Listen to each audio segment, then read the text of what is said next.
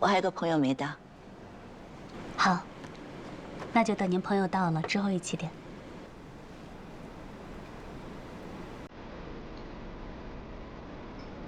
于阿姨，佳琪，这。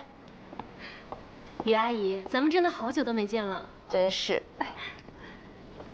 还是那么漂亮啊！啊，我给你们介绍一下，这位是林佳琪，做金融投行的；这位是许岩，浩明的朋友。你好，你好，很高兴认识你。佳琪，我听说你在华尔街投行做得风生水起的，怎么突然间回国了？那是我爸的期望，做了这么多年，也算满足他了。正好最近接到一个香港的 offer， 条件还不错，我就回来了。现在国内发展也挺好的。对了，我们家德威那个项目，还多亏你帮我们选合作方。您太客气了，您跟沈伯伯可都是看着我长大的。最近在忙什么？最近不是刚回国吗？正在休整呢。嗯。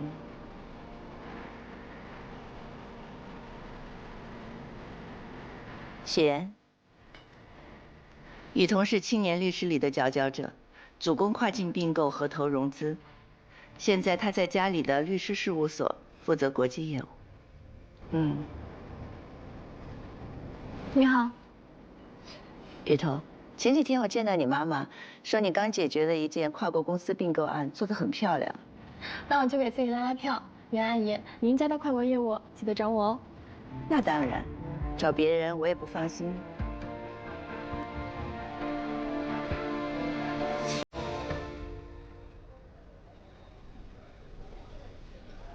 许小姐，你觉得这些女孩怎么样？都很好，而且个个才貌双全。是的，像这样的女孩才适合浩明。我不。没爸没妈的野孩子，没爸没妈的野孩子，没爸没妈的野孩子，没爸没妈的野孩子。是野孩子打人了，野孩子打人了。我不是野孩子，我有爸爸妈妈，妈妈在外国，在很远很远的地方。小野人上我听，小野人上我听。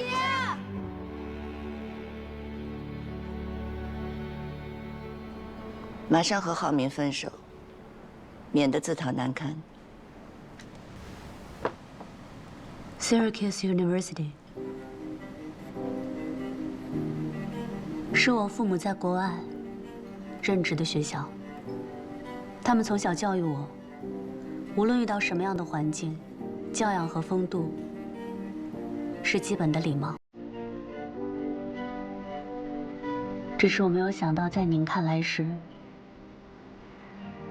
胆怯和隐忍。国内我的工作都是靠我自己，很少提及我的父母，但是在您看来，是家境不好。我只能说您看错了。我知道，您不喜欢我，这无可厚非。但我爱浩明，不会离开他。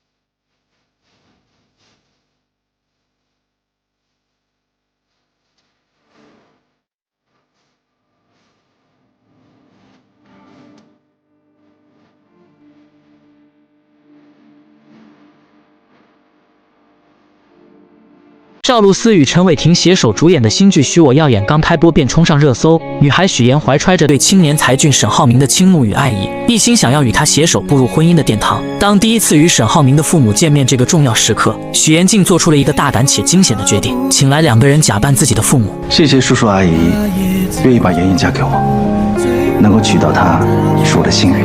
他精心策划着每一个细节，试图用这虚假的表象蒙混过关。见面现场气氛看似融洽，实则暗流涌动。沈浩明的父母本就心思细腻，在交谈过程中逐渐对许妍父母的身份产生了怀疑。他们不经意间聊起许妍父亲所在大学的事情，试图从这细微之处寻找破绽。许妍察觉到危机，内心虽紧张不已，但表面仍强装镇定。他提前给那2位假扮的父母做了大量功课，不仅带他们熟悉学校的位置，还让他们了解周边饭店的情况。面对沈浩明母亲对父亲身份的追问，许妍灵机一动，称父亲是研究人员，因工作性质特殊，相关信息难以查到。为了进一步坐实父亲是外国大学教师的身份，他甚至让假扮者模仿真正大学教师的签名，并在沈浩明父母面前成功签下了一模一样的名字。一番操作下来，众人一律赞消，打算前往院子继续商讨婚礼事宜。然而就在沈浩明的母亲和许妍单独走在路上时，局势急转直下。母亲面色凝重，直接说出了一个惊人的消息：他们是你的亲生父母吗？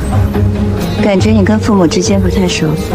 原来在吃饭时，他就发现了一个关键细节：母亲给许妍加的鸡蛋，许妍一口未动。他深知若是亲生父母，不可能不清楚女儿的喜好。就在那一刻，他对许妍父母的真实身份起了疑心。许妍听闻心中一惊，但很快又镇定下来，无奈之下只能编造另一番说辞。他声泪俱下地诉说自己的身世，称父母从小便离开他去了外国，自己一直跟着姥姥长大，基本没见过父母，也未曾感受到家人的关爱。这一次若不是因为结婚，父母根本不会回来。他表示自己是为了给对方留下好印象，才故意营造出家庭和谐的假象。沈浩明的母亲听后感同身受，她想起自己曾在沈浩明小时候出国打工，深知缺少家人陪伴的痛苦。就在这时，保姆前来有事相告，母亲安慰了许妍几句后便离开了。一波未平，一波又起，许妍刚松一口气，便接到了欢欢的电话。原来她从策划转变为活动主持人的申请又一次被驳回了。这对一直努力想要在事业上有所突破的许妍来说，无疑是一个沉重的打击。一切只是刚刚开始，这件事情还没有这么快下定论。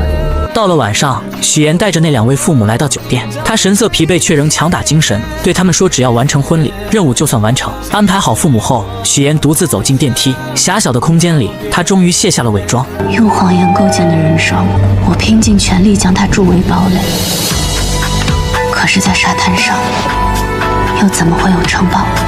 第二天，许妍如往常一样来到演播现场，她试图将昨晚的烦恼抛诸脑后，全身心投入到工作中。然而现实却并未如她所愿。主持人孙思维姗姗来迟，一见到身为策划的许妍，便摆出一副咄咄逼人的架势。他认为许妍只会在背后搞小动作，对许妍的工作能力百般质疑。他吐槽台词极度不通顺，抱怨请来的嘉宾一次比一次差，甚至对许妍提出的建议也充满敌意，觉得那是在挑战他的权威。你有那精力，还不如花心思怎么讨好我。这节目我说了算，我一句话就能滚蛋。许妍站在一旁，默默忍受着这一切。她心中委屈，却又无处诉说。在这个充满竞争与压力的职场环境中，她努力想要证明自己，却总是遭遇各种阻碍。而感情方面，她用谎言编织的爱情之网，也不知何时会突然破裂。赵露思新剧刚一开播，便让人知道了什么才是职场的霸凌。许妍这位怀揣着梦想与热情的职场人，在公司的舞台上奋力拼搏。他答应来了。夏梦老师很有兴趣，说要看一下整个时间的。那就是没有谈好了。然只因他未能请到公司心心念念想要邀请的人物，公司便立刻翻脸不认人，以他的节目收视率持续走低为借口，毫不留情地发出威胁，若是下次收视率继续下滑，便准备将他辞退。这突如其来的打击狠狠地砸在许妍的心上。许妍虽满心疲惫与委屈回到家中，但她并未选择沉沦，于是她强打起精神，准备继续投入到工作中。就在这时，男友沈浩明的出现，如同一束光照进了她略显灰暗的世界。沈浩明竟直接拿出了公司想要邀请的三木老师的联系方式，这无疑是一个巨大的惊喜。你怎么会知道我的工作安排？因为在你那边有我的信任。然而许妍敏锐地意识到情况有些不对劲，她立刻试图转移话题，问起男友对昨天自己父母的印象如何。可沈浩明却显得有些漫不经心，他觉得这与自己无关，在他心中，爱的人只有眼前的许妍。在这美好的夜晚，二人深情拥吻，仿佛外界的一切纷扰都与他们无关。但他们之间的故事还得从半年前说起。那时身为策划的许岩，为了能邀请更多的人参与自己的节目，可谓是绞尽脑汁。而沈浩明便是他目标名单中的一员。为了能见到心心念念的沈浩明，许岩付出了多日的不懈努力。终于，他以想要成为学徒的身份，获得了与沈浩明见面的机会。初次见面，许岩便被安排了一个任务：修剪面前的龙舌兰。这对于许岩来说，既是一个挑战，也是一个展现自己的机会。他不仅将龙舌兰的各种专业知识娓娓道来，还自信满满地说出自己修剪的方向是让龙舌兰按照自己的意愿生长。这一番独特的言论瞬间引起了沈浩明的注意。沈浩明不知不觉来到了许岩面前，静静聆听他的谈论。许岩越说越投入，眼神中闪烁着对职务和工作的热爱。他的每一句话都仿佛带着魔力，让沈浩明对这个女孩产生了浓厚的兴趣。这时沈浩明话锋一转，提到了许岩的工作。明天来上班吧。不过你来我这儿，那你的工作怎么办，许小姐？原来他早已暗中调查了许岩的身份，得知许岩为了接近自己，竟学习了如此多的知识。刚刚的一番话更是让他刮目相看。不过沈浩明依旧态度坚决，不想接受任何形式的访问。就在他准备转身离开时，许岩拿出了自己精心准备的礼物——著名的植物学家伊丁老师亲自制作的剪刀。这把剪刀不仅是一件珍贵的工具，更是许岩诚意的象征。沈浩明这才发现，眼前这个女孩真的做足了功课。或许是被许岩的真诚所打动，沈浩明也拿出了一份礼物回赠。许岩满心期待地打开，发现竟是一瓶桂花蜂蜜。本以为这只是个意外的许岩，却从沈浩明的口中听到了关于自己的事情。原来沈浩明关注到了他发在网上的文章，文章中许岩表达了对外婆做的桂花酱的喜爱，于是沈浩明便送上了这瓶桂花蜂蜜。这份细心与体贴让许岩心中涌起一股暖流。第二天，许岩像往常一样来到公司，然而职场的风云变幻从未停歇。刚一坐下，同事便不怀好意地凑了过来，又一次问起了有关沈浩明的事情。许岩此刻还没有任何新的消息，只能无奈地应付着。同事的追问让他有些喘不过气来。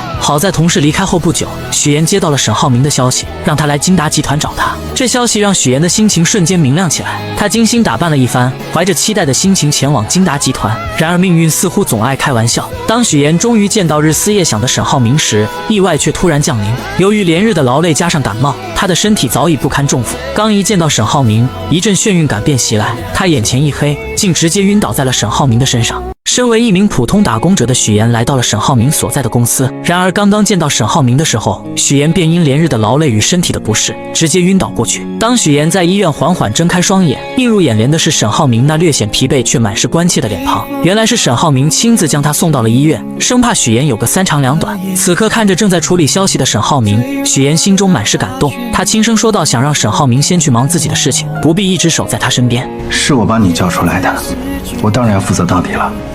等你退烧了，我还要接受你的采访。随后沈浩明更是贴心地为许岩拿来了水，小心翼翼地将水递到他嘴边。注意到许岩手上的伤口，他也找来创口贴为他贴上。在这温馨的氛围中，二人的关系悄然发生了变化，如同春日里的花朵，逐渐绽放出恋人的芬芳。然而幸福的时光总是短暂的，在职场中遭受过霸凌的许岩，怎么也没想到自己竟会又一次陷入被欺负的境地，而这次施压的竟是男友沈浩明的母亲于阿姨。这一天，许岩出于礼貌来到于阿姨家中拜访，他小心翼翼地为于阿姨倒茶，还贴心地给他的朋友们让座。可于阿姨和他的朋友们却并未领情，不仅没有一句感谢，反而是一顿冷嘲热讽。我们家布丁啊，就是个傻狗，除了长得好看，啥也不是。许岩强忍着心中的委屈，默默承受着这一切。这时佣人前来更换水果和水壶，许岩见状便主动上前帮忙，二人一同来到后厨。佣人看着许岩，忍不住说道：“许岩和其他人不太一样。”许岩微微一愣，佣人接着又说：“头发这么毛躁，和其他人顺滑的头发差远了。”许岩心中一阵酸涩，却只是勉强笑了笑。就在这时，于阿姨突然来到后厨，许岩本以为她会留自己下来吃晚饭，没想到于阿姨却冷冷地说：“去会所把晚上需要的菜拿回来。”说完便又约许岩周六上午二人见面好好聊聊。许岩这才意识到自己与这个家庭之间有着一道难以跨越的鸿沟。回到公司上班的许岩来到主任的办公室，将下一期的策划书交给了他。本想着尽快离开的他，却被主任拦了下来。昨天还嚷嚷着要开除许岩的主任，此刻却换了一副面孔。他一脸诚恳地说自己对他期望很高，让他先做节目策划是为了镀金，为以后当主持人做准备。许岩心中燃起了一丝希望，可主任接下来的话却如同一盆冷水，浇灭了他刚刚燃起的火焰。原来这一次的主持人申请被驳回了。许岩为了这个美食节目付出了太多，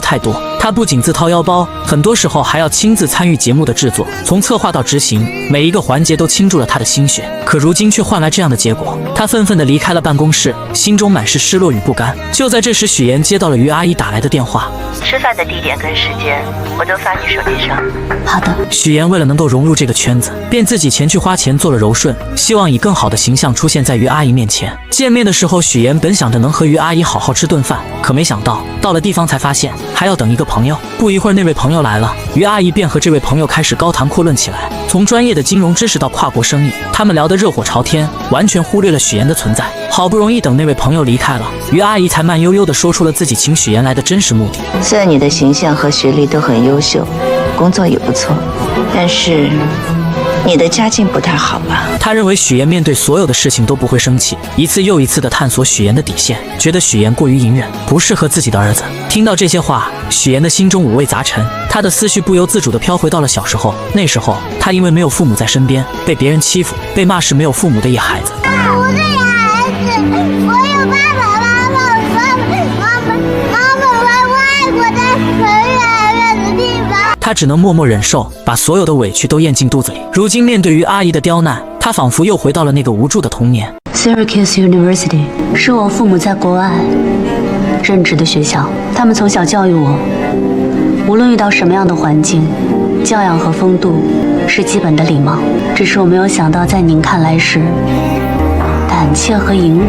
冷静下来的许妍将近期遭遇的种种不愉快一股脑地归结到了于阿姨身上。在她心中，自己好不容易才寻得那个真正倾心的人，这份爱情她绝不可能因为于阿姨的刁难与阻挠就轻易选择放弃。时光悄然流转，在许妍的努力下，半年后的今天，事情已然发展到两家准备步入婚姻殿堂的地步。第二天的公司会议上，气氛凝重而热烈。公司老总沈府郑重地提出了新区的建设计划。更令人振奋的是，目前已经得到了最大公司世丰的资助意向。会议上，众人纷纷表达对这次合作的看好，认为这是一次难得的发展机遇。然而沈浩明却始终一言不发，眉头紧锁。会议结束后，沈浩明被父亲叫到了办公室，这时他才缓缓道出自己的顾虑。原来世丰新上任的郑董事长在处理事故时总是尽力掩盖真相，这种做法让沈浩明心生疑虑。而且郑董事长是空降而来，在公司内部根基尚浅，没有自己可以完全信任的人。更让他担忧的是，郑董事长带来的3个人都存在明显的缺陷。基于这些原因，沈浩明认为世丰公司内部必定暗藏矛盾，随时可能爆发。沈父听后沉思片刻，却有着不同的看法。他觉得郑董事长能做到这个位置，绝非等闲之辈，不可能如此简单。建筑行业的水源比想象中要深，其中的复杂关系和利益纠葛不是轻易能看透的。最后，沈父语重心长地让沈浩明这段时间安安稳稳地度过，多去熟悉公司内部的事务，为未来的发展做好准备。另一边，三木老师成功与节目达成了合作，这其中不仅仅是因为沈浩明的牵线搭桥，更是因为许妍的真诚与负责。即便面对身处外国的三木老师，许妍也能做到及时回复消息，这种敬业精神让三木老师十分赞赏。于是二人约定下次和沈浩明一起吃饭。然而就在许妍满心期待的时候，突然接到了于阿姨的电话。喂，于阿姨，现在吗？我还有，没问题。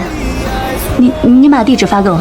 电话那头于阿姨的声音不紧不慢，让许妍前往售楼处。许妍心中虽有疑惑，但还是匆匆赶了过去。当她到达售楼处时，才发现原来是于阿姨来为他们挑选结婚用的房子。许妍心中一紧，她知道于阿姨又准备开始测试她了。于阿姨看着许妍，嘴角微微上扬，带着一丝不易察觉的挑衅，让身为建筑世家出身的许妍给出选房建议。许妍强装镇定，装作仔细查看房子的样子，心里却早就乱成麻绳了。她深知自己的每一个建议都可能被于阿姨挑出毛病，成为攻击自己的把柄。就在事情即将被揭露，许妍感到无比窘迫的时候，沈浩明如同一束温暖的光出现在了她的身边。沈浩明轻轻握住许妍的手，给她一个安心的眼神，然后巧妙地化解了这场尴尬。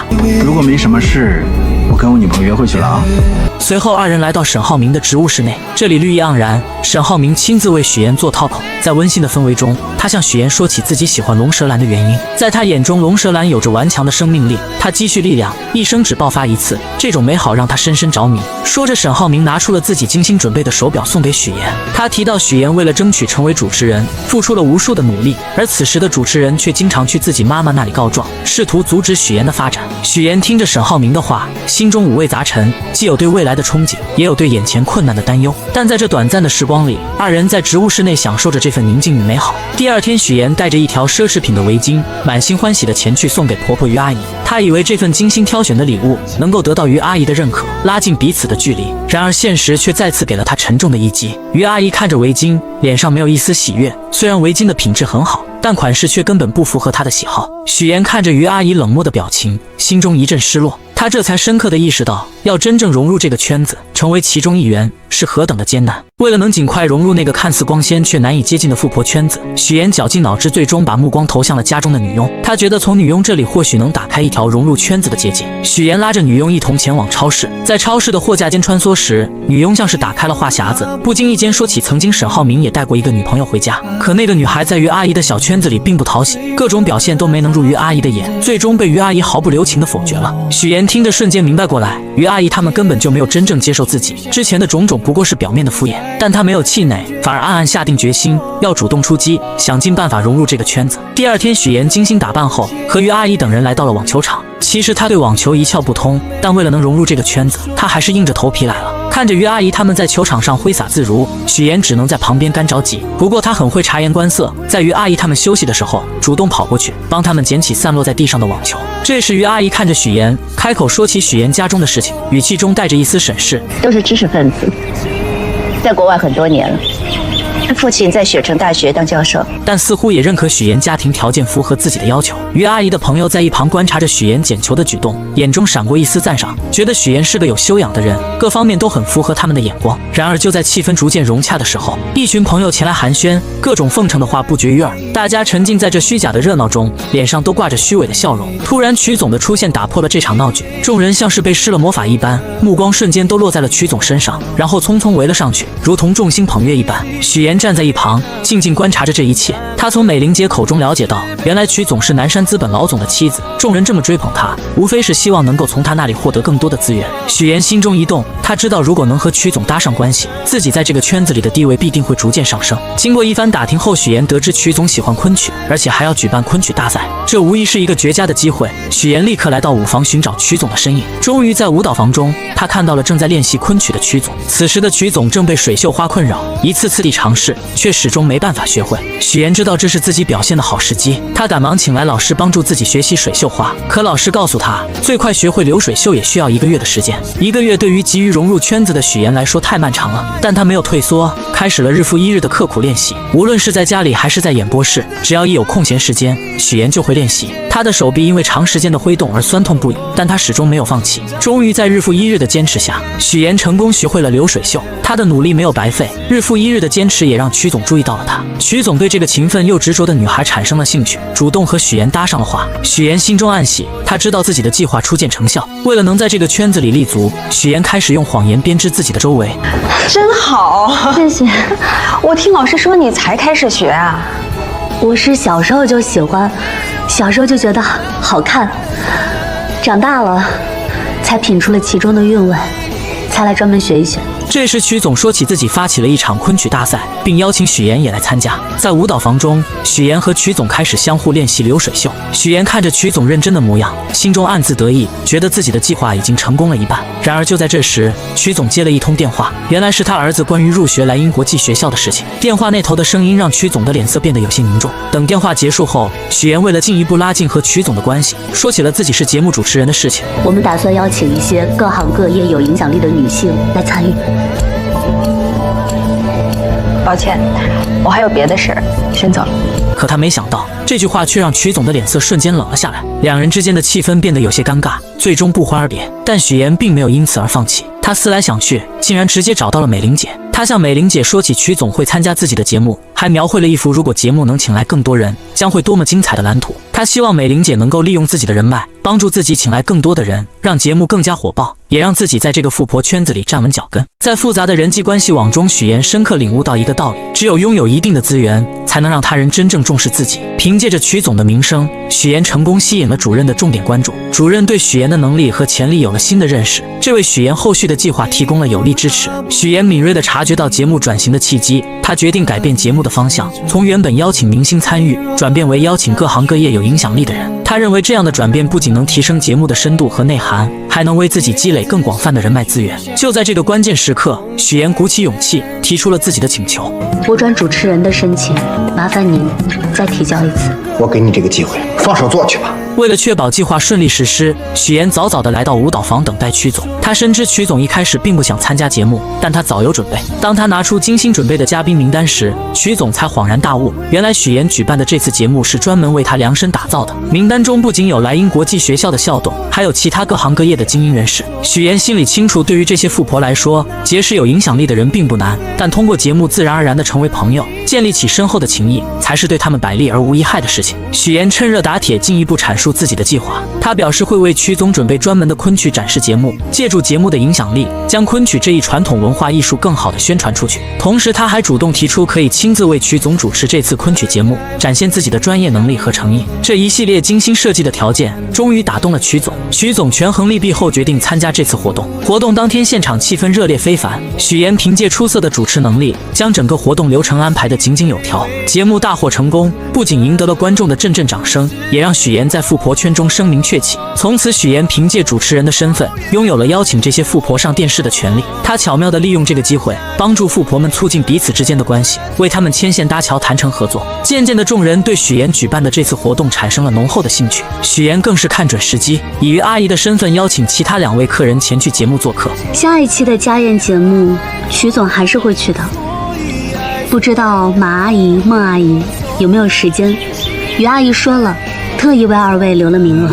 得到这个好消息的朋友们兴奋不已，立刻回去着手准备相关事宜。等到众人走后，于阿姨才意味深长地说起将人情推在自己身上的事情。她心里明白许妍这丫头不简单，开始对这个原本并不起眼的姑娘产生了浓厚的兴趣。节目的爆火给许妍带来了意想不到的收获，她不仅成功成为了主持人，还吸引了众多赞助商的目光。之前的赞助费用与现在相比，简直不可同日而语。然而就在许妍信心满满地前往化妆间时，之前的主持人找上门来。这位主持人认为许妍抢走了自己主持人的位置，心中充满了怨恨。他怒火中烧，对着许妍就开始攻击，声称许妍是靠着富2代男朋友才走到今天的地位。面对这些无端的指责和闲言碎语，许妍根本不想争论，她深知无需过多解释，于是她匆匆离开了化妆间。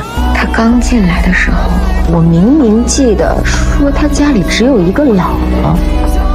什么时候父母在国外了，还成高知家庭了？回到演播室后，许妍迅速处理好所有的事情，她调整好自己的状态，准备回家好好休息一下。然而当她路过电视时，意外地看见电视上正在播放新闻主持人的画面。从小就被新闻主持人吸引的她，在这一刻仿佛回到了童年，心中涌起一股熟悉而又温暖的感觉。她呆呆地站在电视前，眼神中透露出对新闻主持行业的向往和憧憬。直到男友前来打断她的思绪，准备带她回家，她才缓缓回过神来。第二天，在家中的众人一起看着电视中播出的新闻，原本大家都沉浸在新闻内容中，突然电视中的一个人引起了许妍的注意。你是山西人是吗？推动城市建设，提升道路狭窄，对，基础设施。那个大云县你去过没有？不仅拓宽了街道，还设置了无障碍通道，并在整个商区的建筑外。我姥姥就是大云县云来村的。对了，叔叔，您去出差没有多玩2天？没有，我就是过去捡了个彩，来去匆匆嘛。许妍正沉浸在电视节目中，眼神漫不经心地扫过屏幕，突然一个熟悉的身影映入眼帘，父亲出现在了电视画面里。那一刻，紧张感瞬间从他内心深处传来，心脏不受控制的剧烈跳动。他心里清楚自己一直隐藏的秘密，极有可能在这一刻被无情揭穿。与此同时，在遥远的山西，许妍的真父母正经营着一家小小的理发店。此时，父亲正一边熟练地为顾客烫着头发，一边和顾客闲聊，他脸上带着几分感慨，说起家中的情况。小女儿不在身边，平日里连个消息都很少，还是大女儿贴心，一直留在自己身边陪着。而且大女儿也快结婚了，女婿在银行工作，有着一份体面的职业。然而他们不知道的是，此时他们口中的大女儿乔琳正在经历一场噩梦。乔琳遭受了别人的咸猪手，在愤怒和反抗之下，一番激烈的闹腾后，她和对方一同进了局子，直到男友匆匆赶来，才将乔琳从局子里接了出来。男友的父母得知此事后，顿时火冒三丈，他们觉得儿媳给自己丢了脸，在亲戚朋友面前抬不起头来。儿子见状，赶紧拿出了这次准备婚礼的各项费用清单，还说明份子钱会上交给父亲。可当话题转到酒桌安排时，母亲却不乐意了，她认为只摆20桌实在太少，根本不够气派。但儿子无奈地解释，银行有规定，员工不能参加20桌以上的宴席。母亲听后立刻将矛头指向了乔琳，阴阳怪气地说她败坏了自家的名声，很可能会影响儿子的工作。在这巨大的压力之下，乔琳感到无比委屈和绝望。我算好了，还剩下17866，应该够咱们俩度蜜月的了。你自己度去吧，回到自己家中，乔林思来想去决定联系上妹妹许妍。为了不让爸妈怀疑自己悔婚离开家中的事情，他编造了一个理由，打算以单位组织学习的名号去荆州出差。他心想，这样既能离开那个让他压抑的家，又能和妹妹见面，或许还能从妹妹那里得到一些安慰和支持。果然，第一次来到荆州的乔林看着眼前繁华的公司大楼，心中充满了期待。他本想着给妹妹许妍一个惊喜，于是没有提前告知就来到了许妍工作的地方。然而万万没想到，当许妍看到突然出现的姐姐时，脸上并没有惊喜，反而是一脸的惶恐。许妍心里清楚，自己一直隐藏的身份就像一层薄纱，随时可能被姐姐的出现捅破。她担心一旦身份暴露，自己现在拥有的一切都会化为泡影。于是二人决定先前往许妍家中休息一下。然而就在这个时候，沈浩明突然前来。沈浩明是许妍身边的富二代，他的出现让许妍更加紧张。为了不暴露自己的身份，许妍急中生智：“这位是……我是表姐，她来找我。”他让沈浩明暂时离开，然后带着所谓的表姐乔林先找个酒店住下。来到酒店后，乔林越想越生气，他觉得许妍自从搭上了富二代，就忘记了自己家人的身份，变得如此陌生和冷漠。他忍不住对着许妍发起了脾气，指责她忘本。而许妍始终认为自己和爸妈没有任何关系，在他心里，那个家给他带来的只有痛苦和伤害。他冷冷地看着姐姐，随后便准备离开。在离开的时候，他还特意强调自己不姓乔，而是姓许，仿佛这样就能彻底和那个家划清界限。我姓许。许妍。然而看着姐姐独自一人在这个陌生的大城市里，他还是有些担心。犹豫再三，他选择了转账1万给乔林，希望姐姐能在这个城市里过得稍微好一些。回家的路上，许妍的思绪飘回到了小时候，那时候的她瘦小又怯弱，经常被一群孩子欺负。就在她感到绝望的时候，是乔林挺身而出，像一位勇敢的骑士一样保护着她。那一刻，乔林的身影在许妍心中无比高大，也让她第一次感受到了亲情的温暖。而此时，在另一个地方，外婆正在和许妍的父母激烈的争吵着。原来许妍的父母为了能够生下一个男孩，结果把自己的身子弄坏了。更不幸的是，出生的许妍也因此患上了先天性心脏病。此次父母二人前来，是为了让许妍回去上小学。小小的许妍回到家中后，表现得异常懂事。咱们洗澡睡觉啊，走，妈带你洗澡去。妈妈，我会洗澡。成，咱们明天自个儿洗。那这样，把脏衣服脱下来，妈妈给你洗，好吗？妈妈，我会洗衣服。母亲如往常一样出门买菜，然而在离开的时候，她竟忘记关上煤气。这个小小的疏忽即将引发一场巨大的灾难。家中的2个女儿乔林和许妍还沉浸在自己的世界里，丝毫没有察觉到危险正悄然逼近。煤气的味道在空气中无声无息地弥漫开来。等到父亲回到家中，刚一打开门，一股刺鼻的气味便扑面而来。他瞬间意识到不对劲，他来不及多想，迅速冲进厨房关上煤气，然后手忙脚乱地打开窗户。此时他看到了昏迷在沙发上的大女儿乔林，没有丝毫犹豫，他一把抱起乔林就往屋外跑去。而就在他慌乱地安置好乔林，也就在这个时候，母亲买菜回来了。母亲这才如梦初醒，惊恐地意识到房间里还有一个小女儿许妍。然而区别对待的阴影并未就此消散，在医院里，父母的所有注意力都集中在乔林身上，他们围在乔林的病床前，眼神中满是担忧和关切，轻声细语地询问着她的状况，仿佛乔林是他们的全部。而许妍就躺在旁边的病床上，无人问津。她的生日，这个对于很多人来说重要的日子，父母也能轻易忘记。许妍静静地看着这一切，心中五味杂陈。她第一次如此深刻地意识到，自己在这个家里是如此的格格不入。时光匆匆，许妍步入了高3这个关键的人生阶段。对于很多孩子来说，高考是改变命运的契机，是通往未来的桥梁。然而对于许妍而言，这座桥梁却似乎被无情地截断了。父亲来到老师办公室，与老师商议着不让许妍参加高考的事情。许妍偶然间听到这个消息，她的世界瞬间崩塌。她不顾一切地冲进办公室，眼中满是愤怒和不甘，大声指责父亲的行为。在众人的注视下，父亲和许妍来到楼下。父亲看着情绪激动的女儿，终于说出了原因。原来家里经济拮据，没有足够的钱供养2个大学生上学。在父亲的心中，姐姐乔林应该去上大学，改变家庭的命运，于是只能让许妍留在县城找工作。许妍听着父亲的话，心中的委屈如潮水般翻涌。她终于鼓起勇气，说出了父母偏心的事实。为什么你们从小到大对我这么偏心啊？为什么好的都要给乔林？我难道不是你们亲生的吗？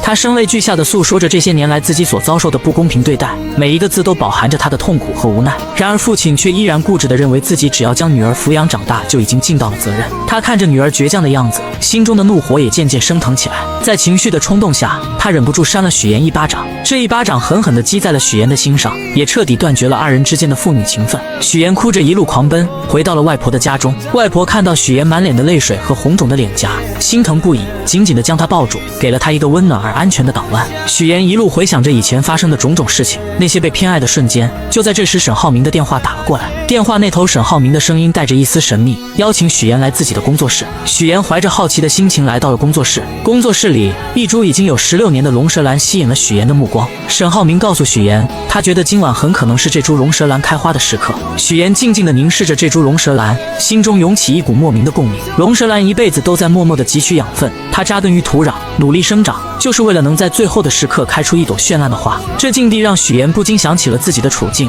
她觉得自己和这株龙舌兰何其相似。此时的许妍又想到，龙舌兰开花是为了将自己花粉散去，遇到另一株龙舌兰，进而孵化出更多的生命。这是一种生命的传递，他们知道这会导致自己生命的消亡，但是为了以后的未来，他们毅然决然地决定献出生命。许妍看着沈浩明，心中涌起一股坚定的力量。他和沈浩明就如同这2株龙舌兰一样，如果他们相爱，那么无论付出什么代价，无论面临多少困难和挑战，他们都会坚定地在一起。仔细想一想，我就是有一点点后悔，后悔下个月才结婚，应该早一点把你娶回来。那个表姐之前没有听你提过，我们的婚礼要不要邀请她？是远房亲戚，本来也不太熟，还是算了吧。让人万万没想到，许妍为了在即将到来的婚礼中隐藏自己的真实身份，竟狠下心将情同手足的姐姐乔琳说成是远房亲戚，还以各种理由认为婚礼不必邀请她前来。此时的远房亲戚正身处一间狭小且简陋的出租屋内，不仅将豪华的酒店给退了，还将许妍给的钱给退了。给个台阶还不下了，臭妹妹，臭许妍，当没你这个妹妹。然而就在乔琳独自在出租屋内时，手机突然收到一条信息，竟是她的前男友发来的。原来前男友这次是因为父母的事情，想要向乔琳道歉，并且请求她能够回到自己身边。可乔琳早已看清了这个渣男的真面目，面对他的请求，只冷冷地在手机上回复了一个滚字。可这渣男并不死心，为了请求乔琳的原谅，他竟来到了那间他们曾经熟悉的理发店。乔琳的父母满心欢喜，还满心期待着能和这位曾经的女婿一起喝酒聊聊天。然而渣男却带来了一个让他们震惊的消息，乔琳已经离开了。我们俩分手了。乔琳的父母得知女儿去了荆州，心里便隐隐觉得女儿此去必然会去找许妍，于是他们心急如焚地拨通了许妍的电话，可电话那头传来的却是挂断的忙音。为了找到大女儿，2位老人没有丝毫犹豫，按照2年前许妍留下的地址，毅然决然地踏上了前往荆州的路途。当他们风尘仆仆地来到那个小区时，许妍正好带着沈浩明一家人出现在了小区里。许妍一眼就看到了不远处的父母，那一刻她的眼神中闪过一丝慌乱。乔妍，妍妍。而就在这时，真正的2家人就这样毫无预兆地见面了。许妍精心编织的所有谎言，在这一瞬间如同泡沫一般被无情地戳破。沈浩明一家人得知了事情的真相后，脸上满是愤怒与失望。他们认为许妍是为了骗婚才做出这一系列的事情，于是纷纷开始责怪许妍的所作所为，指责声如同潮水一般向许妍涌来，让她有些招架不住。就在许妍感到绝望的时候，于阿姨轻轻地将她唤醒。原来刚刚所发生的一切都不过是许妍自己想象出来的场景罢了。就在这时，沈浩明突然说道：“下午3点3叔的飞机就要到了。”众人无奈之下，只能暂时放弃做客，选择去接机。在送别沈浩明一家人后，许妍的爸妈也发现了他，随后他们也来到了这个充满故事的地方。于是真假父母在此刻戏剧性的相见了。假父母看到情况不妙，连忙解释自己是婚庆公司的人，然后便匆匆离开了此处。真父母看着即将结婚的许妍，内心开始慌张起来。他们不明白女儿为什么要隐瞒这么多事情，而此时的许妍却冷冷地说出自己不打算邀请父母前来参加自己的婚礼。这句话如同利刃一般刺痛了父母的心。愤怒的父母刚要发作，许妍却将姐姐的地址告诉了他们，然后便头也不回地离开了。许妍的父母按照地址来到了大女儿乔琳的出租屋内。在寸土寸金的荆州，乔琳只能合租一间小小的房间，生活过得十分拮据。这次她打算在荆州寻找一份属于自己的工作，开启新的生活。在与父母的交谈中，乔琳竟然得知了妹妹许妍竟然打算结婚的消息。为了弄清楚事情的经过，她来到了许妍的家门外。就在家门外，乔琳看到了许妍的假父母，随后从许妍那里得知了一切真相后，乔琳终于明白了妹妹最近做出这些荒唐事情的原因。你说你如果以后跟沈浩明结婚了，你打算怎么办？继续骗他一辈子。原来许妍一直渴望嫁入沈家，为了达到这个目的，她不惜编织一个又一个谎言，甚至伤害到了身边最亲近的人。然而许妍却觉得以后的事情可以以后再慢慢解决。在她看来，为了能够嫁入沈家，自己只能做出这些看似过分的事情。此时的许妍眼中闪烁着一种坚定的光芒，她终于说出了自己内心深处的想法。当她第一次看见沈浩明的时候，仿佛自己的世界才真正出现了光明。沈浩明是她见过唯一一个对她负责的人，在她心中，沈浩明就是那个能带她走出困境、走向幸福的人。为了这份所谓的幸福，她愿意付出一切代价。这场由谎言引发的婚礼风波究竟会如何收场，一切都还是未知数，如同那迷雾中的道路，让人看不清前方的方向。你这胆子也太大了吧？那万一沈家人知道怎么办？你怎么收场呀？你不说就不会有人知道。你还打算继续骗呀？你说你这么聪明，你干嘛干这么愚蠢的事儿呢？当姐姐乔琳终于找上门来，将所有的事情都了解清楚后，她才惊觉妹妹在这个节骨眼上似乎真的邂逅了所谓的真爱。然而乔琳的内心依旧充满了忧虑，在她看来，谎言终究有被拆穿的那一天，到那时一切美好的幻想都可能化为泡影。可此时的许妍却陷入了自己的执念之中，她觉得自己的事业正处于上升期，而这份来之不易的爱情更是她生命中的救赎，是她无论如何都要紧紧抓住的。在她心中，事业和爱情缺一不可，她坚信自己有能力将这两者都牢牢掌控在手中。告别姐姐后，许妍独自坐在家中，品尝着姥姥亲手做的桂花蜜。就在这时，手机铃声突然响起，是沈浩明打来的电话。原来沈浩明在查看婚礼名单时，发现自家那边来参加婚礼的家人数量众多，而许妍这边却只有她的爸妈和2位同事。许妍见状只好无奈地解释，称家中亲戚平时不常走动，彼此关系比较疏远，所以不想邀请他们前来参加婚礼。就在这时，沈浩明不经意间提到了姥姥，他眼中闪烁着温柔的光芒，诚恳地说自己想陪着许妍一同回去探望姥姥。许妍心中一紧，她深知如果沈浩明一同前往，自己的谎言将会彻底暴露。于是她急中生智，以公司业务正处于关键时期，需要她亲自处理为由，巧妙地拦住了沈浩明。挂断电话后，许妍陷入了沉思，她绞尽脑汁地思索着该如何继续圆这个谎言。就在这时，母亲的电话打了进来。母亲在电话那头鼓起勇气说，自己毕竟是许妍的父母，无论如何都想要参加女儿的婚礼。然而没等母亲把话说完，许妍便心急如焚地挂断了电话。为了防止再次出现类似的意外，她迅速将电话备注中原本的妈改成了母亲的真实姓名。经历了这场电话风波后，许妍决定搭乘大巴车回到那个熟悉的姥姥家。当大巴车缓缓停下，高叔开着那辆三蹦子前来接她。坐在三蹦子上，许妍才真切地感觉到自己回到了家乡，回到了那个充满温暖和回忆的地方。三蹦子一路颠簸前行，终于停在了姥姥家的小院前。许妍迫不及待地走进院子，一眼就看到了正在忙碌的姥姥。姥姥正站在凳子上，小心翼翼地摘着桂花。许妍心中一酸，赶忙快步上前，轻轻扶着姥姥从凳子上下来。随后她挽起袖子，帮助姥姥采桂花。这不是今年嘛，雨水多，天又冷，我怕呀，这些桂花要是再不摘完的话，过了花期了，以后甜甜的桂花酱就做不了了呀。然而快乐的时间总是过得飞快，夜幕降临，许妍和姥姥坐在院子中的石凳上，吃着新鲜的水果，月光洒在他们身上，为这个宁静的夜晚增添了几分温馨。许妍犹豫了许久，终于鼓起勇气向姥姥说起了自己谈的那个男朋友，还提到自己打算下个月就结婚。姥姥听到这个消息，脸上立刻露出了开心的笑容，可许妍的脸上却没有丝毫的喜悦，她的眼神中透露出一丝复杂的情绪。随后她缓缓地说起了爸妈来到了荆州，还表示自己和他们之间根本没有多少感情，所以不想让他们来参加婚礼。姥姥心里有数了，我打电话把他们叫回来，不会让他们再去荆州了。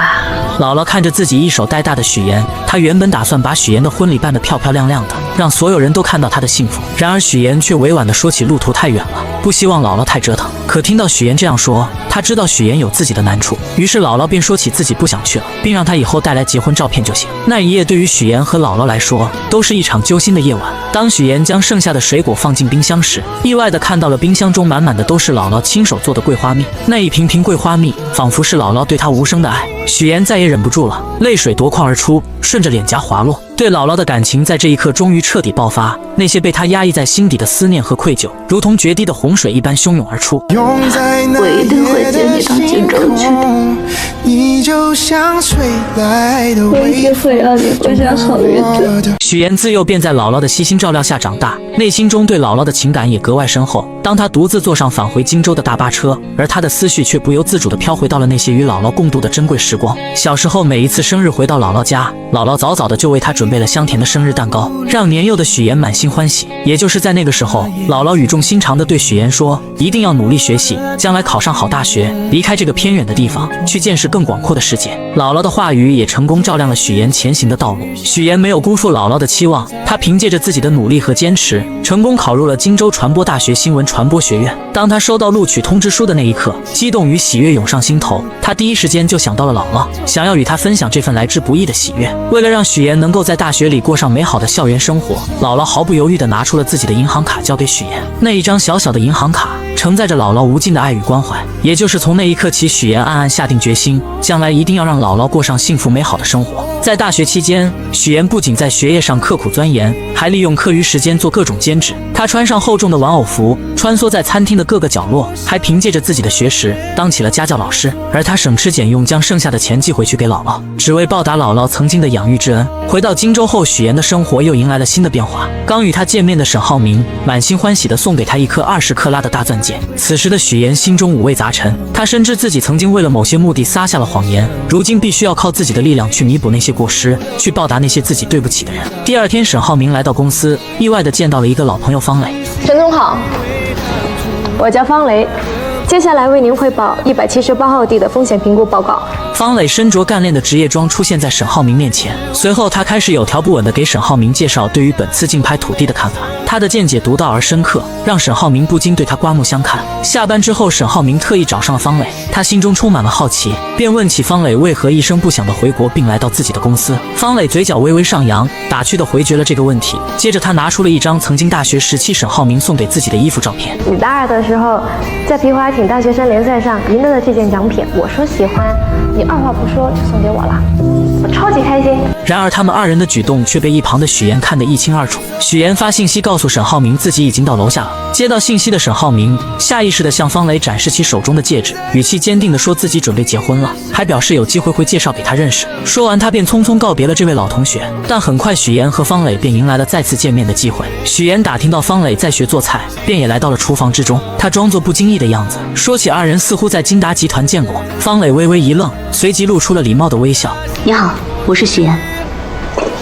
你好，我是方磊，我是沈浩明的未婚妻。此时的方磊也说起了他们家与沈家是世交，很久以前就已经认识了。许妍听后心中暗自警惕，她将方磊当成了潜在的对手，表面上却亲切地称方磊为妹妹。这看似友好的称呼，实则是在向方磊宣示着自己的主权。随后许妍看着方磊做好的沙拉，她便上前请求品尝一块。吃完后，她热情地邀请方磊去吃饭。在饭桌上，两人之间的火药味十足。方磊看着细心照顾自己的许妍，便说起在留学的时候沈浩明对自己的照顾。他还提到以后在公司可能还要麻烦沈浩明。那你把工作做好，就不会麻烦他了，对不对？眼看在言语上似乎占不到上风的方磊，便说起了许妍这么漂亮，和沈浩明即将要结婚，自己准备给二人当伴娘。在这场爱与较量的复杂乐章中，许妍、沈浩明和方磊三人之间的关系错综复杂，他们的故事又将会如何发展？在众人期待的目光中，许妍身着一袭洁白如雪、精致绝伦的婚纱，宛如从童话中走出的公主。她手捧着馥郁芬芳的鲜花，缓缓地朝着站在台前的爱人沈浩明走去。此刻，沈浩明身着笔挺的黑色西装，眼神中满是深情与期待。当许妍终于走到他身边，两人相视一笑，随后他们一同挽起手臂，迈着坚定而又和谐的步伐，一步一步走向那象征着永恒与幸福的婚姻殿堂。在众人的瞩目下，他们来到了台前，司仪面带微笑开始主持这场神圣的仪式。许妍和沈浩明在司仪的引导下，缓缓伸出双手，交换着那承载着彼此承诺与深情的婚戒。当两枚婚戒稳稳地戴在对方的手上时，仿佛时间都为之静止。紧接着，在这幸福洋溢的日子里，他们相互拥吻在一起。台下的众人被这温馨浪漫的一幕所感染，纷纷响起了热烈而持久的掌声，一同见证着这美好的瞬间，为他们的爱情送上最诚挚的祝福。然而，婚礼的热闹氛围还未完全消散，仪式结束后，众人便开始忙碌地招待剩下的宾客。就在这时，一个意想不到的人出现了，真正的外国大学老师许叔叔。许叔叔夫妻二人不经意间看到结婚照上的许妍，我怎么看着像佳佳的同学许妍？是有点像啊，是他吧？许叔叔随后来到许岩面前，许岩看到他的那一刻，内心犹如翻江倒海一般慌张起来。他最担心的事情似乎要发生了，他害怕许叔叔的前来会无情地揭穿他父母的真实身份。毕竟这场婚礼上他所呈现的父母形象都是精心伪造的。于是他强装镇定，试探性地问起许叔叔本次回国的原因。当得知许叔叔要多留在国内几天时，他的心瞬间提到了嗓子眼，仿佛一场暴风雨即将来临。就在他们交谈的时候，沈浩明恰巧来到了这里。在众人的热情邀请和一番介绍之下，许叔叔成功被邀请前去一同参加宴会。此时的许岩内心之中变得极度不安起来，就连在给宾客们敬酒的时候，他的眼光还是不断偷偷看向一旁的许叔叔，生怕他会突然说出什么不该说的话。然而怕什么来什么，就在这个时候，许叔叔竟然和贾父母之间碰面，并开始交谈起来。许先生，您在国外是从事建筑研究？哦，建筑行业，那您跟我的亲家是同行啊？是吗？这是双重缘分，双重缘分。许岩看到这一幕，只觉得脑袋嗡的一声，他感觉事情开始走向了一个极其危险的方向，自己精心编织的谎言即将被无情的戳穿。也就在这个时候，沈浩明看出了许岩似乎有心事一般，眼神中满是关切，他轻声让许岩前去照顾爸妈。许岩听到这话，急忙出现，巧妙地缓解了即将要露出马脚的谎言。随后为了彻底消除这个隐患，许岩灵机一动，提议让众人一起合一张照片。随后他示意贾母动手，自己则假装要去叫沈浩明匆匆离开。随着贾母故意推倒贾父的胳膊，红酒瞬间洒在了许叔叔的身上。许叔叔微微一愣，随即笑着说出自住在楼上，自己去换套衣服就行了。这场危机也终于暂时被缓解了。许岩长舒了一口气，但心中的不安却并未完全消散。另一边，沈浩明带着方磊向一众朋友们介绍，说这是他的妹妹，法律系毕业，如今还单身。方磊本就气质出众，再加上这番介绍，很快便吸引了很多人的注意，很多人纷纷主动加上他的微信。等到忙完一切的沈浩明回到房间中准备休息的时候，手机突然震动了一下，是一条方磊的信息。无边泳池间，你说喝醉的人是不是很容易淹死啊？随后沈浩明看着睡着的许岩，心中经过一番挣扎后，决定前去面见方磊。他本想着让醉酒的方磊尽快上岸，然而方磊却自顾自地说自己想要在这里醒酒，眼神中带着一丝倔强与落寞。就在沈浩明准备无奈离开的时候，你真的不怕我像我姐那样淹死吗？不要轻易说淹死这个词，对谁都不好。然而他们不知道的是，他们之间见面的事情已经被许岩尽收眼底，这场婚礼所带来的风波似乎还远远没有结束。沈浩明，我爱你。我已经结婚了，请你自重。让人始料未及的是，在沈浩明与许岩大婚当夜，方磊竟在这个特殊时刻向沈浩明毫无保留地表达出了自己的心意。不仅如此，方磊还对许岩冷嘲热讽起来，直言许岩刚见面时就刻意装作清纯的模样，在他眼中许岩俨然成了一个心机深沉的女子。当他追问沈浩明为何要与许岩结婚时，沈浩明面色微沉，并不想回应这个问题，随后便匆匆离开了这个充满火药味的地方，只留下方磊一人站在原地。第二天原本是沈浩明和许岩满心欢喜准备去国外度蜜月的日子，然而就在他们即将出发时，方磊竟然不期而至。情敌见面分外眼红，空气中瞬间弥漫起一股紧张的气息，二人又一次不可避免地吵了起来。你浩明哥还带你去过哪些地方？麻烦你都整理好发给我。但令人意外的是，这小插曲并没有给许岩带来过多的困扰。在异国他乡，他尽情地享受着这段美好的时光，与沈浩明一起漫步在浪漫的街头，欣赏着别样的风景，脸上洋溢着幸福的笑容。回来后，他们惊喜地发现方磊此刻也与上一次在婚礼上认识的男生走到了一起。看到这一幕，沈浩明和许岩相视一笑，仿佛之前的那些不愉快都已烟消云散。随后，沈浩明便准备和许岩一起回家看姥姥，他们的心中都充满了对姥姥的思念与期待。看到沈浩明和许岩相思夜想的姥姥，三人相见，内心的喜悦之情溢于言表。姥姥脸上洋溢着慈祥的笑容，热情地招呼着他们，随后便开始忙碌地准备为沈浩明做一顿丰盛的饭菜。然而就在沈浩明和姥姥谈起许岩家庭情况的时候，许岩突然带着结婚照出现在此，打断了他们之间的对话。许岩的眼神中带着一丝紧张与期待，他拉着沈浩明一起去将结婚照挂起来。等到晚上的时候，为了防止姥姥在不经意间说出一些不该说的话，许岩便打算和姥姥睡在一起。然而就在即将要睡觉的时候，姥姥缓缓开口说起了一件事。你爸爸前一段时间身体不太好，到医院去检查，检查报告出来了，说他肺上有个肿瘤，虽然幸运的是肿瘤是良性的，但医生叮嘱以后不能再操劳了。第二天，姥姥刚出门就发现了已经早起来的沈浩明，二人便决定一起前去买菜，一路上有说有笑。此时的沈浩明说起可以接姥姥前去荆州居住，这样能更好的照顾她。然而姥姥和大多数老年人一样，不愿意去大城市生活，她觉得乡下才是自己的根，有着熟悉的一切。随后姥姥说起许岩是从小跟着自己长大的，让沈浩明以后一定要照顾好许岩，眼神中满是嘱托与期待。另一边，许岩始终放心不下父亲的情况，他深知父亲独自生活的不易，于是便将一份信送到父亲门前。父亲打开信后，才发现里面是许岩的银行卡，里面的钱支并有，密码乔林生日。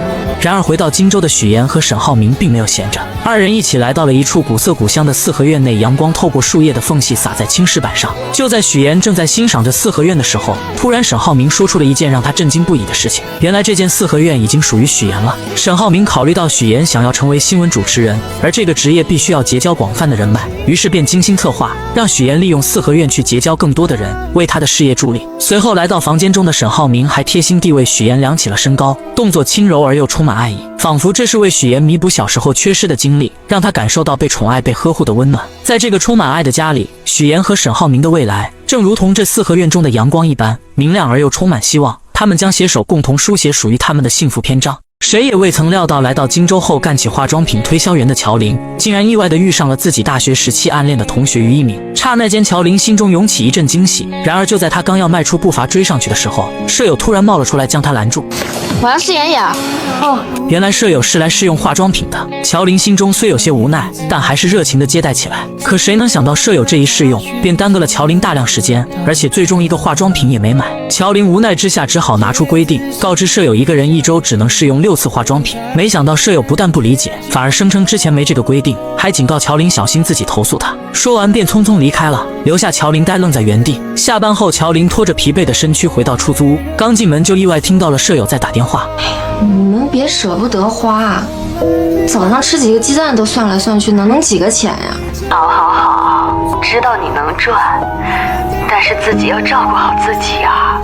从电话内容中，乔林得知舍友省下化妆品的钱是为了能让远在老家的父母过上好日子。这一刻，乔林心中五味杂陈，被舍友的孝心深深打动。他没有丝毫犹豫，拿出一堆化妆品送给了舍友。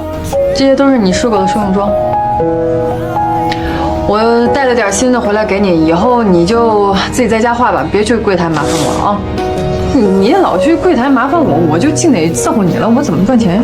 舍友收到化妆品后，或许也觉得过意不去，便搬来一箱牛奶作为感谢。这份朴实的情谊让出租屋里的氛围多了几分温暖。可命运似乎并未打算就此放过乔林。第二天在库房搬运物品时，意外突然降临，经理接了个电话的间隙，乔林的手臂不慎被上方掉落的货物砸到，钻心的疼痛袭来，但乔林咬着牙还想坚持继续工作。好心的经理见状赶忙劝说他去医院，于是在舍友的陪同下，二人匆匆赶往医院。来到医院后，乔林独自走进门诊室，医生一番熟练的操作后，成功将乔林的手臂复位，并给他戴上了手臂吊带。你还真是一点没变啊。就在这时，医生缓缓摘下了口罩，乔林定睛一看，竟是当天在商场遇到的暗恋同学于一鸣。一时间，乔林又惊又喜，心中泛起层层涟漪。于一鸣关切地询问起乔林家人的情况，得知乔林的家人都在老家，只有许岩还在荆州。原来于一鸣曾向许岩表白却被拒绝，此次见到乔林，便想通过他再次见到许岩，于是提议让许岩来医院接乔林。不久后，许岩匆匆赶到医院，看到受伤的乔林，他急忙询问情况，得知并无大碍后，便与这位曾经的老同学于一鸣聊了起来。于一鸣看着眼前曾经的白月光许岩，心中满是感慨。二人开始深入了解彼此的现状。交谈间，于一鸣注意到许岩手上那枚耀眼的20克拉大钻戒。你结婚了？上个月。瞬间明白二人之间已再无可能，心中不禁涌起一丝失落。随后他默默返回了自己的科室。然而此时的乔林却已被于一鸣深深吸引，目光始终追随着他的背影。随后许岩带着乔林回到那间狭小且简陋的出租屋，看着屋内仅有一个卫生间，家具也不齐全的环境，并且他看出乔林铁了心要留在荆州打拼，便决定帮他改善居住条件，同时也为了减少自己日后的麻烦。当天晚上，搬家人员便上门准备将乔林的东西搬到对面的房子里。乔林本想拒绝，他觉得这样太麻烦许岩了。许岩见状便提起小时候乔林对自己的帮助，这份情谊许岩从未忘记。就在乔林依旧有些犹豫时，许岩说出了一个让他无法抗拒的理由。我忘记告诉你，新家公寓邻居是于一鸣，不用搬了，几位大哥。搬。那个对不起啊，刚刚那个我帮你们搭包去。乔林，啊。你手不方便，给你买个早餐。许妍一心盼着姐姐乔琳能过上好日子，她不仅精心安排让于一鸣成了乔琳的邻居，还特意拜托于一鸣在生活上多多照顾姐姐。对，一会儿我把食堂菜单发给你，中午想吃什么你就告诉我。走了，拜拜。此刻的乔琳拿着手机专注地翻看着菜单，脑海里满是对未来生活的美好憧憬，却不知一场风波正悄然酝酿。另一边，许妍的前男友林涛正在家中遭受父母的严厉训斥。原来林涛父母得知乔琳的父母购置了一处门市房，便不假思索地认定那是用了他们给儿子的彩礼钱。老两口气愤不已，责令儿子立刻去把彩礼钱追回来。林涛无奈之下只得发消息给乔琳，却惊愕地发现自己的微信和电话都被拉黑了。走投无路的他只好前往荆州去找已成为家宴主持人的许妍。当林涛赶到许妍之处，却被安保人员以没有证件为由拦了下来。他心急如焚，却又无可奈何，只能眼巴巴地望着里面，心中满是焦急与愤怒。而此时的许妍正和于一鸣在公司外面的餐厅见面。然而二人见面，一方面是为了感谢于一鸣对乔琳的照顾，另一方面于一鸣也希望能劝说许妍和乔琳缓解关系，让他们成为真正的姐妹。然而许妍心中有着自己难以言说的过往，那些经历如同伤疤，不愿轻易被人揭开。他打断了于一鸣的话，表示保持现状就足够了。就在这时，林涛竟意外找了上来。他看到许妍和于一鸣在一起，顿时怒火中烧，认定是许妍在背后捣鬼，才导致自己和乔琳分手。许妍见状，急忙起身准备出去和林涛好好解释，可林涛情绪激动，一把将他推倒在地。恰在此时，许妍突然瞥见之前刁难自己的同事出现在餐厅外面，他深知自己目前的身份不宜暴露，情急之下便对林涛说可以带他去见乔琳。林涛信以为真，二人匆匆离开了餐厅。等那位同事来到餐厅时，于一鸣并未提及刚才发生的事情，表示刚刚二人只是撞在一起，没什么事情。随后许妍带着林涛来到一个相对安静的地方，将事情的来龙去脉一五一十地说给林涛听。可林涛却固执地认为分手是别人的错，始终不肯面对现实。许妍见状，严肃地告诉他，二人已经分手，没有任何关系了，不允许他再去干涉乔琳的生活。为了彻底解决此事，许妍还提出自己可以把彩礼钱全还给他。然而林涛却依旧不依不饶，眼看没办法从许妍这里得到满意的结果，竟准备去许妍的公司耍无赖。哎，这准是彩礼的事儿吗？我要的是人。我不知道。不说是吧？那我就天天来，我上你们单位去要人，上你婆家去要人。你不是嫁得挺好吗？我让他们了解一下，你到底在外边干了些什么见不得人的事儿。许妍看着眼前这个如此不讲道理的人，心中满是厌恶，压根不想再与他纠缠。随便你。直接转身离开了。第二天，许妍来到乔琳家中，把昨天发生的事情一五一十地告诉了姐姐。为了平息这场矛盾，也为了防止自己身份暴露引发更多麻烦，许妍决定还给他们家彩礼钱。她心想，只要把钱还了，或许一切就能恢复平静。乔琳听后，心中虽有些复杂，但也明白许妍的苦心，便同意了她的决定。解决完事情后，许妍便匆匆离开了。她不想再因为这件事而节外生枝。但他们不知道的是，这场风波并未就此平息。沈浩明得知此事后，立刻吩咐下属去处理这件事情。果然，第二天林涛不仅接到了爹妈的电话，甚至银行的行长也通知他回去。原来沈浩明的下属找到了相关方面，施加了压力。你跟我说实话，你跟周航什么关系？没关系啊，没关系。他会单独问你的情况。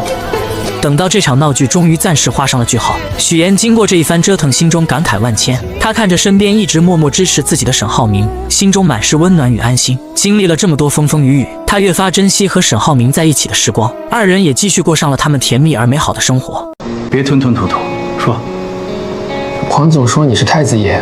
令人始料未及的是，沈浩明志在必得的18号地项目竟横生波折。对方公司黄总听闻沈浩明是太子爷，并不想与他过快的签订合同。沈浩明面对这突如其来的状况，虽心中恼怒，却也无可奈何。无奈之下，他只能暂时按照原计划继续推进相关工作。回到家中，妈妈看着沈浩明疲惫又烦闷的神情，心疼不已，便劝说他刚进公司，很多事情处理起来难免棘手，有些难题还是先让你爸爸去解决为好。毕竟面对新人，合作时难免会有所顾虑。沈浩明听着妈妈的话，心中五味杂陈。他知道妈妈是为他好，但自己内心的那股倔强和想要证明自己的决心，让他一时难以接受这样的安排。就在这个时候，许妍敏锐地察觉到了沈浩明此刻的烦闷与苦恼，他看在眼里，疼在心里，决定要为沈浩明做些什么。到了晚上，许妍轻轻拉着沈浩明的手，二人一同来到了泳池旁边的台阶旁。许妍从女佣那里打听到，台阶上有一处沈浩明小时候做的石雕。原来小时候这处台阶缺失了一角，父亲本想着找人修补，却被年幼的沈浩明拦了下来。沈浩明凭借着自己稚嫩却充满创意的想法，亲手制作出了这个石雕。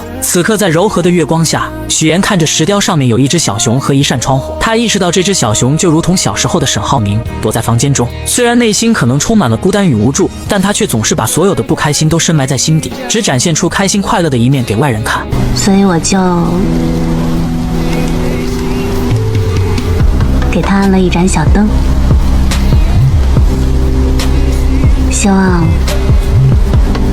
可以驱赶走那些不开心的阴霾，不再这么孤单。也就在这个时候，许岩希望沈浩明能明白，真正的伴侣不仅能看到他的光芒，更能与他一同分担生活中的风雨。终于，浩明被许岩的真诚和温暖所打动，那道一直紧闭的内心防线渐渐有了松动的迹象。他轻轻将许岩拥入怀中，二人在这静谧的夜晚紧紧相依。为了帮助沈浩明解决18号地项目的难题，许岩开始四处奔走，积极打听对方公司黄总的消息。经过一番不懈的努力和多方打听，他终于得知黄总为人十分古怪。原来黄总的老婆曾经身患重病，黄总不顾一切地放下所有的工作和生活，全心全意地陪着老婆四处看病。然而尽管他付出了所有的努力，倾尽了所有的心血，最终还是没能保住老婆的生命。这件事对黄总的打击极大，将他原本平静的生活彻底打乱。此后他的许多行为都变得十分奇怪。如今他在世上唯一的亲人，就只剩下在养老院的岳母于淑芬。于是一个计划在许岩的脑海中逐渐成型。第二天，许岩以捐款的名义精心准备后，成功来到了养老院。在与工作人员一番客套的交流后，他便怀着忐忑又期待的心情，准备前去见于淑芬。当他终于见到于淑芬时，却发现老人已经患上了阿尔茨海默症，且处于中晚期，状态十分不好。老人的眼神迷茫而空洞，不仅拿着扫把到处击打，嘴里还念念有词，又用手里的泥巴捏成素丸子。也就在这个时候，许岩想起了姥姥做的素丸子，那熟悉的味道和温暖的场景，如同电影般在他的脑海中不断回放。晚上回到家，许岩便和姥姥开始打视频电话，让姥姥指导自己做丸子。第二天，许岩再次去拜访于淑芬，他先是从包里拿出精心准备的美味桂花蛋糕，随后许岩想起之前了解到的信息，说起他和自己的姥姥都是支援边疆建设的第一批援疆人，他们有着相似的经历和回忆。果然，这一番话语让于淑芬暂时稳定了下来。然而就在许岩准备喂她吃蛋糕的时候，老人突然又一次失去了记忆，他眼神变得迷茫而警惕，认为许岩是小偷，不仅将蛋糕弄在许岩的身上，还紧张地拿出自己的泥巴丸子开始查看。眼看自己的泥巴丸子没缺少后，许岩便拿出自己亲手制作的素丸子。当于淑芬看到这熟悉的素丸子时，眼神中闪过一丝惊喜和熟悉，她的病情似乎在这一刻缓解了很多。在许岩温柔的安慰下，于淑芬开始吃起了蛋糕。许岩知道自己的这个计划或许能为解决18号地项目的难题带来一丝转机，而他与沈浩明之间的感情也在这共同的经历中变得更加深厚和坚定。许岩始终怀着满满的耐心与爱心，一次又一次地来到养老院陪伴于淑芬。他知道，对于患有阿尔茨海默症的老人而言，陪伴与关怀是治疗病情的良药。许岩日复一日来到养老院，陪于淑芬坐在电视机前，和他一起看着那些充满生活气息的电视节目。锻炼时间到了，许岩会和于淑芬一起做操。到了吃药的时间，许岩更是格外用心，想方设法看着老人把药吃下去。终于在许岩日复一日的悉心照料下，奇迹终于出现了。于淑芬的病情有了明显的好转，她那原本混沌的眼神中渐渐有了清晰的光彩，甚至还能清晰地认出这个一直陪伴在她身边的女孩。您刚才叫我什么？这就许岩。您记得我名字了？哦，我一直记着你的名字呀。于淑芬病情的好转，自然也引起了黄总的注意。黄总平时工作繁忙，很少有时间来看望岳母，但每次来都能看到许岩在这里无微不至地照顾着老人。他看着许岩耐心地为岳母做出的这些事情，心中涌起一股深深的感动。他意识到这个女孩是多么的伟大，于是黄总开始多方打听许岩的身份。经过一番努力，他终于得知，原来这个一直默默照顾自己岳母的女孩，竟然是沈浩明的妻子。随后，黄总约上了沈浩明。这段时间，你爱人许岩经常去照顾我岳母，我岳母的病情也得到了缓解，状态也比之前好了许多。难道你不知道？他没有跟我说过。这次见面，黄总表面上说是想和沈浩明一起打球娱乐一下，然而随着交流的深入，话题逐渐转到了工作上。沈浩明敏锐地察觉到这是一个难得的机会，他开始有条理地分析起黄总公司目前面临的问题。他指出，如今黄总的公司正面临着明远集团的激烈竞争，在市场上处于十分被动的局面，而只有2家公司展开合作，才能整合资源，发挥各自的优势，完美解决当前面临的问题，让黄总的公司顺利进入核心的竞争圈，在激烈的市场竞争中占据一席之地。打完球一起吃个饭，到时候详聊。然而就在沈浩明和黄总为了合作事宜积极沟通的时候，一场意想不到的风波正悄然袭来。和许岩处处作对的孙思维对许岩充满了嫉妒和敌意。这天，他从同事这里突然看到一则新闻，新闻上报道了一名女子利用假身份，请演员先后和3个男人举办婚礼，从中骗取了巨额彩礼。这则新闻瞬间吸引了孙思维的注意力。就在他仔细看新闻图片的时候，突然觉得图片上的演员有些眼熟，他的脑海中立刻浮现出之前不久许岩结婚的场景。当时许岩在整个公司只邀请了主任和一位闺蜜参加婚礼，这让孙思维一直心存疑虑。此刻这个念头如同野草一般在他心中疯长起来。于是孙思维来到主任的办公室，他手里拿着一盒茶叶，脸上堆满了虚伪的笑容，说是来给主任送茶叶的，实际上想要得到主任手机中的照片。他装作不经意地和主任聊起天，然后表示自己想要看看许岩婚礼的布置，说是想为自己以后结婚做打算。主任没有多想，便把手机递给了他。孙思维接过手机，装作认真查看的样子，实际上却在悄悄地将照片传到自己手机上。得到照片后，他迫不及待地开始对比刚刚看到的新闻。果然，他发现照片上的2个人竟然出奇的相像。此刻许岩的父亲是演员的事情暴露无遗，孙思维觉得这是一个绝佳的机会，他立刻找到了自己多年来一直联系的狗仔，在狗仔的指引下，成功找到了许岩的假父亲。孙思维和狗仔气势汹汹地来到假父亲面前，准备拉着他上车，想从他口中套出更多关于许岩的秘密。然而这位假父亲显然不愿意配合，他皱着眉头，一脸不悦地表明自己根本不认识许岩，还强调自己压根都不姓许。他试图挣脱孙思维和狗仔的拉扯。你别着急，我现在不需要你承认什么。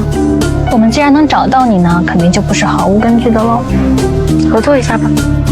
自从许岩假父亲的身份被死对头孙思维知晓后，公司里的氛围便悄然发生了变化。第2天，孙思维一踏入公司，那阴阳怪气的姿态便展露无遗。他刻意找到许岩，说起听闻许岩打算报名财经主持人，他也决定要参与其中，并且不屑于使用那些常规稿子，打算凭借样片将许岩彻底击败。许岩听着孙思维这番夹枪带棒的话语，心中虽有波澜，但并未过多表露。终于选拔的日子来临，许岩身着简约而得体的职业装，步伐坚定地走上舞台。他站在聚光灯下，眼神中透露出自信与从容，凭借着扎实的专业知识和出色的主持能力，成功让在场的评委全都折服了。明眼人都能看出，此次财经主持人的位置非许岩莫属。众人看着许岩在舞台上的精彩表现，都觉得胜利已然属于他。同时有人开始讨论着等结束后要提前开启庆功宴。然而就在这个看似圆满的时刻，主任和孙思维匆匆赶到了这里。孙思维的脸上带着一丝不易察觉的狡黠，他向主任示意后，主任说到新闻样片那边人手不足，希望许岩能够前去帮忙。许岩一听，心中顿时涌起一股不情愿，